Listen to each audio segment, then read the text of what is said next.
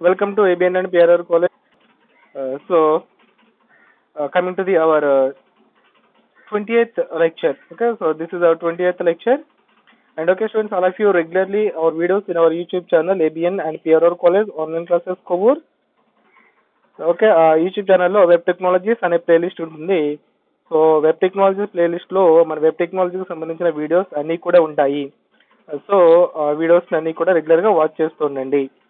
And ఆ వీడియోస్ని watch చేసేటప్పుడు ఏవైతే ఇంపార్టెంట్ పాయింట్స్ వస్తాయి అండ్ ఏవైతే ఎగ్జాంపుల్స్ ఉంటున్నాయి అవన్నీ కూడా మీరు కంపల్సరీగా రన్నింగ్ నోట్స్లో మెయింటైన్ చేస్తూ ఉండండి. Okay, examples are the most important in the point of subject. Okay, are in the sense of examination point of వ్యూగా తీసుకున్న సబ్జెక్ట్ వైజ్గా తీసుకున్న రన్నింగ్ నోట్స్ అండ్ ఎగ్జాంపుల్స్ అనేవి మోస్ట్ ఇంపార్టెంట్ అండి.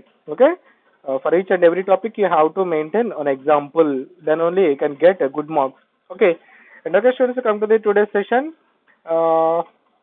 And from the last session we have discussed about the important questions in the first unit.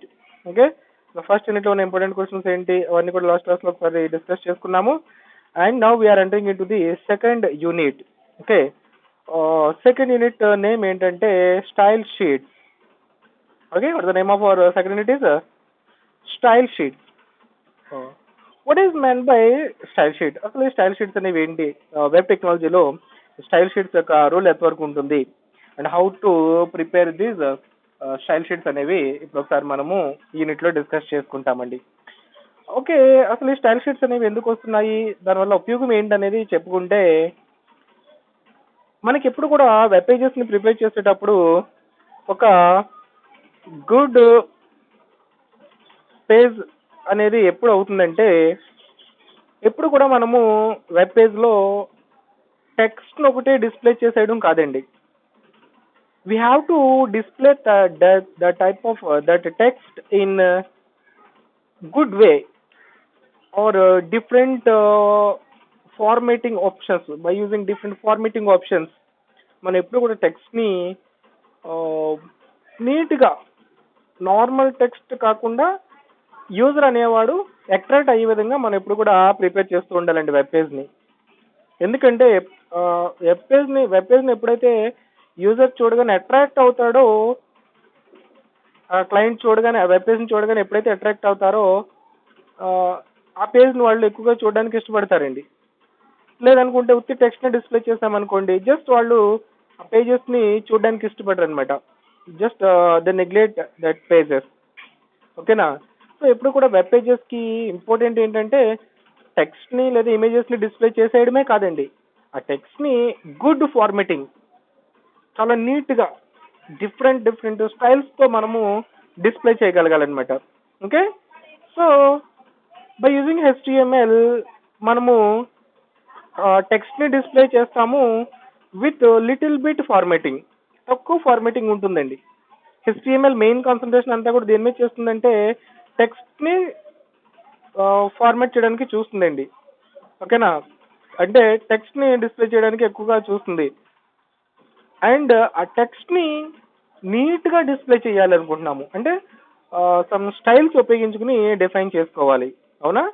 So మనం web పేజ్లో display చేసే టెక్స్ట్కి నీట్గా ఎడిషనల్ ఫార్మాటింగ్స్ని, గుడ్ డిజైనింగ్ని సపోర్ట్ చేయాలి దానికి టెక్స్ట్కి అంటే కనుక మనకి ఏమో ఉపయోగపడతాయంటే స్టైల్ షీట్స్ అనేవి ఉపయోగపడతాయి. సో దాన్ని ఏం అబ్జర్వ్ చేయండి, స్టైల్ షీట్ అంటే స్టైల్స్తో పాటు కూడిన ఒక షీట్ అనమాట. ఏంటి ఆ స్టైల్స్ దేనికి ఉపయోగపడతాయి అంటే టెక్స్ట్ని గుడ్ వేలో ఫార్మాట్ చేయడానికి ఉపయోగపడతాయి అనమాట.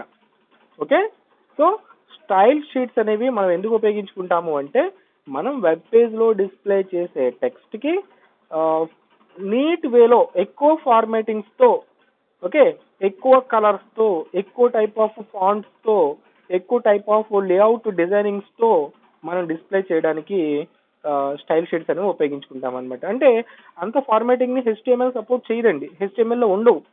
ఓకే, సో ఎప్పుడు కూడా వెబ్ పేజెస్ వచ్చేసరికి డిజైనింగ్ అనేసరికి దేంట్లోకి వెళ్తారంటే స్టైల్ షీట్నే ప్రిఫర్ చేస్తారండి. ఓకేనా? అంటే ఏం కాదు, మనకు నచ్చిన స్టైల్స్ అన్నీ కూడా ఒక షీట్లో ప్రిపేర్ చేసి ఆ షీట్ని తీసుకువెళ్ళి మనం ఏం చేస్తాము వెబ్ పేజ్ మీద అప్లై చేసేస్తాం, టెక్స్ట్ మీద అప్లై చేస్తామన్నమాట. సో అప్పుడు టెక్స్ట్ ఎలా కనబడుతుందంటే ఈ స్టైల్స్ అన్ని తీసుకెళ్ళి టెక్స్ట్ మీద అప్లై చేస్తున్నాం కదా, ఆ టెక్స్ట్ అనేది నీట్గా డిస్ప్లే అవుతుంది అనమాట. ఓకేనండి. సో అందుకని చెప్పేసి స్టైల్ షీట్స్ని ఉపయోగించుకుంటామండి. ఓకేనా. మెయిన్ స్టైల్ షీట్ అనేది ఎందుకు ఉపయోగపడుతుందంటే టెక్స్ట్ని గుడ్ వేలో ప్రజెంట్ చేయడానికి మనకి స్టైల్ షీట్స్ అనేవి ఉపయోగపడతాయి. ఓకేనా. అండ్ ఈ స్టైల్ షీట్స్ అనేవి ఆ, అన్ని డివైజెస్కి కూడా కంపాటబిలిటీగా ఉంటాయండి. ఓకేనా.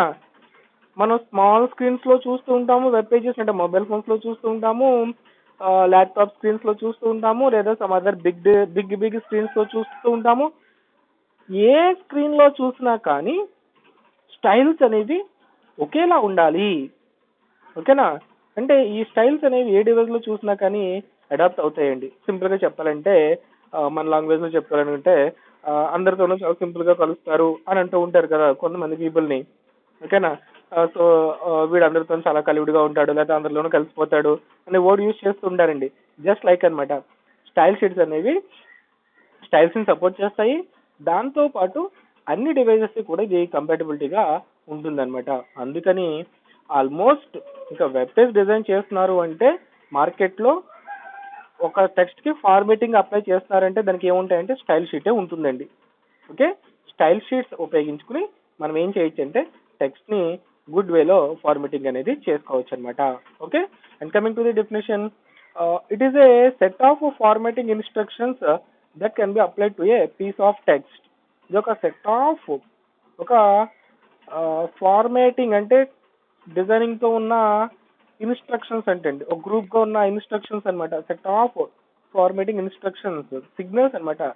That can be applied to a piece of text. అది తీసుకెళ్ళి ఎక్కడ అప్లై చేస్తారంట, టెక్స్ట్ మీద అప్లై చేసే ఫార్మేటింగ్ ఇన్స్ట్రక్షన్ సెట్నే మనం ఏమంటామంటే స్టైల్ షీట్ అని చెప్పి కాల్ చేసుకుంటాం.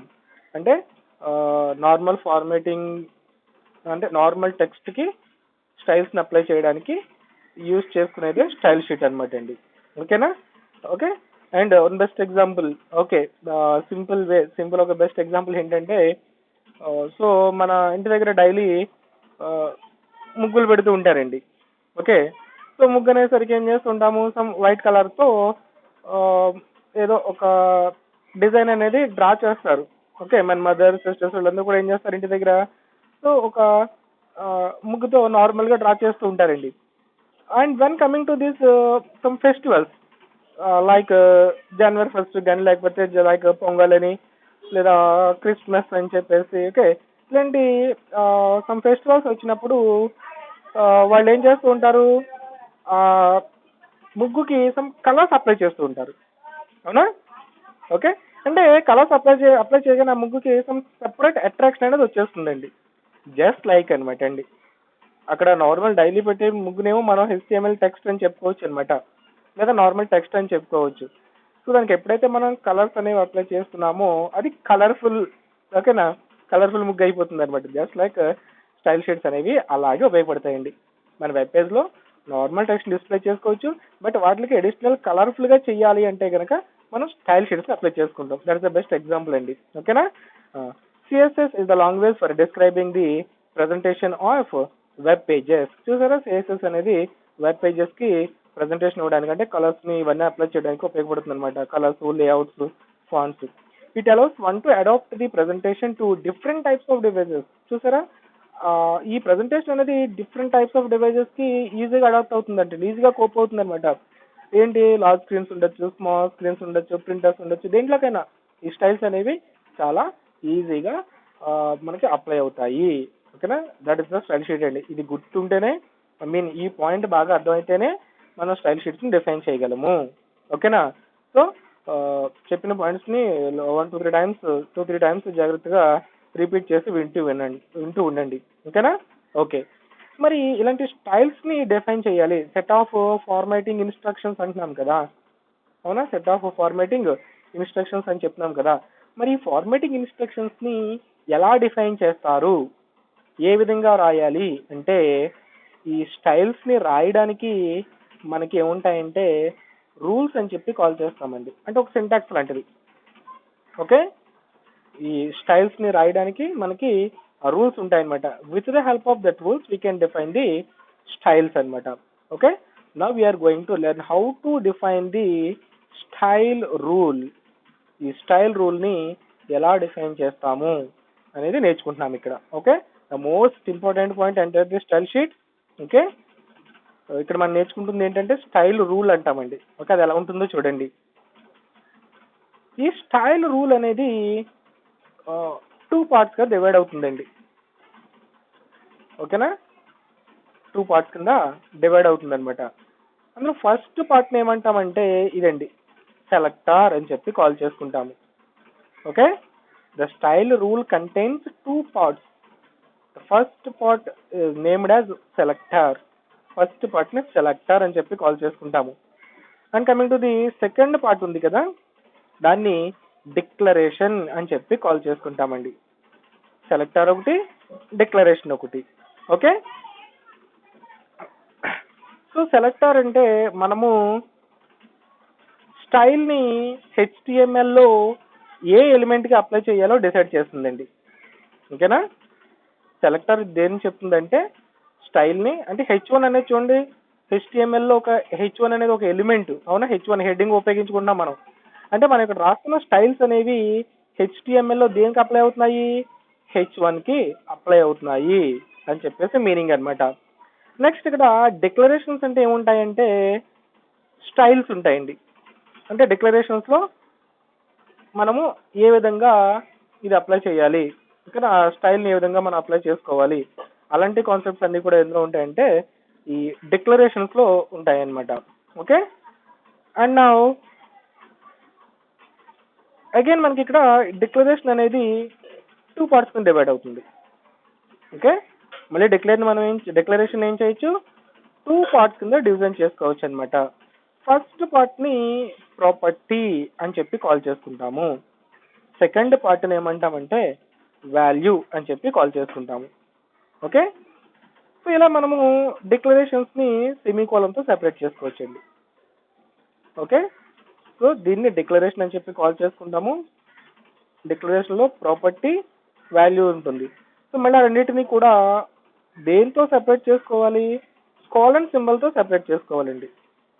ఓకే, జాగ్రత్తగా అబ్జర్వ్ చేసుకుంటూ ఉండండి. ఇక్కడ H1 is the selector and colour is the declaration. So దాంట్లో కలర్ అనేది ప్రాపర్టీ, బ్లూ అనేది వాల్యూ అవుతుందండి. ఓకేనా, this is the selector and this is the declaration. So మనకి ఒక సెలెక్టర్ కి ఎన్ని డిక్లరేషన్స్ అన్నా రాయొచ్చు. ఇక్కడ చూడండి 2 డిక్లరేషన్స్ రాసాం మనము. ఈ 2 డిక్లరేషన్స్ ని కూడా దేంతో సెపరేట్ చేసాము, సెమీకోలన్ తో సెపరేట్ చేసుకున్నాము. అంటే every declaration ends with a semicolon. That is the point. Okay, every declaration ends with a semicolon and declarations are enclosed in between the braces. చూసారు ఇక్కడ మెసల బ్రాకెట్లు ఉన్నాయి కదా, ఈ బ్రాకెట్ మధ్యలో డిక్లరేషన్స్ ని రాయాలండి. That is the most important point అండి, creating or declaring a rule. ఒక సెలెక్టర్ రాయాలి, సెలెక్టర్ తర్వాత డిక్లరేషన్స్ రాయాలి.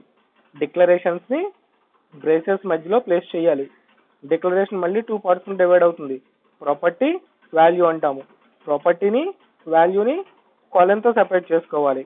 డిక్లరేషన్ ని సెమీకోలన్ తో సెపరేట్ చేసుకోవాలి. That is the important point. ఓకేనా, జాగ్రత్తగా రండి. దీన్ని సెలెక్టర్ రూల్ అంటాము. ఒక సెలెక్టర్ రాయాలి, డిక్లరేషన్ రాయాలి. డిక్లరేషన్ ని కర్లీ బ్రేసెస్ లో ప్లేస్ చేయాలి. డిక్లరేషన్ 2 parts ని డివైడ్ అవుతుంది. Property, value. ప్రాపర్టీని, వాల్యూని కాలన్ తో సెపరేట్ చేసుకోవాలి. డిక్లరేషన్ ని సెమీకోలన్ తో సెపరేట్ చేసుకోవాలి, లేదా ప్రతి డిక్లరేషన్ కూడా సెమీకోలన్ తో ఎండ్ అవుతుంది. దట్ ఇస్ ద పాయింట్ అన్నమాట అండి. ఓకేనా, సో కాన్సెప్ట్స్ పాయింట్స్ ని మనం ఇక్కడ చెప్పుకున్నాం. The selector points to the HTML element we want to style. Selector ఏం చెప్తుందంట, HTML ఎలిమెంట్ కి పాయింట్ చేస్తుందంటండి. Okay, the declaration block contains 1 or more declarations. చూసారా, డిక్లరేషన్స్ లో 1 or more declarations ఉంటాయి కదా, separated by semicolons. And each declaration includes a CSS property, CSS property name ఉంటుంది, and value ఉంటుందండి. ఓకే, ఆ రెండు కూడా దేంతో సెపరేట్ చేయాలి, కాలన్ తో సెపరేట్ చేసుకోవాలి. And CSS declaration always ends with a semicolon, and declaration blocks are surrounded by curly braces. ఓకేనా? చూసారా మనకి పైన చెప్పుకున్న పాయింట్స్ అన్ని కూడా మనం ఇక్కడ థియరిటికల్ గా చూసామన్నమాట అండి. ఓకేనా? సో స్టైల్ రూల్స్ ని డిఫైన్ చేయడం most important, and introduction class this is the most important. Style sheet అంటే ఏంటో చూసాము. ఓకే, అది ఎందుకు ఉపయోగపడుతుంది, ఎలా, ఓకేనా, అది ఇంపార్టెంట్ పాయింట్ అండి. Next how to define the rule, style rule ని ఏ విధంగా డిఫైన్ చేసుకుంటాము. ఈ 2 పాయింట్లు అర్థమైతేనే స్టైల్ షీట్స్ ఎంటైర్ యూనిట్ అంతా కూడా ఈజీగా అర్థమవుతుందండి, లేకపోతే అది డిఫికల్టీగానే ఉంటుంది. సో ఇంట్రడక్షన్ క్లాస్ అందరూ కూడా జాగ్రత్తగా వినండి. ఓకేనా?